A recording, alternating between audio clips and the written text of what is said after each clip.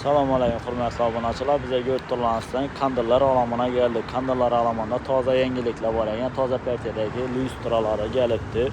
Manzilimiz o'sha manzil faqat stansiyaning yanında.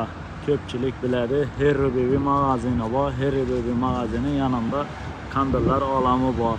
Bundan o'tmazdan esa toza ochilgan J-Mobile magazini bor. Bir de imzo.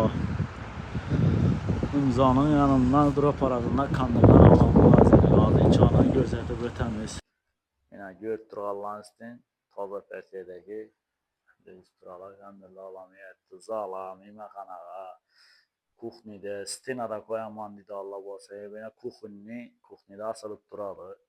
Yana Spaniya toza gelinga romantikni lyustralardan geldi. Yo'rttirganlar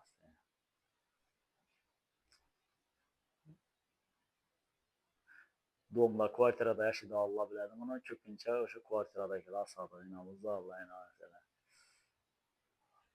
Havo qizg'ani uchun ko'p odam remontni boshlaydi deb remontini boshlaydi.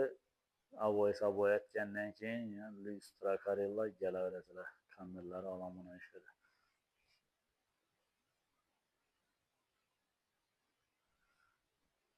Nomerlarni, profillarni qoldirib o'tamiz. Telefon urib so'rashingiz mumkin. Narxlarni bu zala Spaniya nelere gitadigan her xil turdagi nelar mesela inshili lyustramiz 1,5 million gayna. Yaşamız.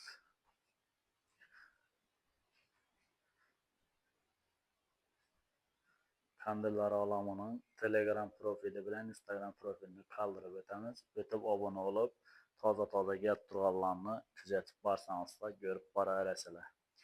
Kime şimdi lyustralar gerek olsa kara bir adamlara tarqatib samolyotchani uçurib berasizlar. Kommentariya yazib şu lyustramı 1 million 300 ekan. Nishonaydi. Toza kuzatuvchilar bo'lsa istoriyani ko'rib botirlar. Hammangizga rahmat. Toza kuzatuvchilar obuna bo'lib qo'yish yoddan chiqmas. Obuna bo'lib qo'ysangizlar birinchi bo'lib video qo'yganlarimizdan sizlarga boradi. Danışlarınıza tarqatib berasizlar.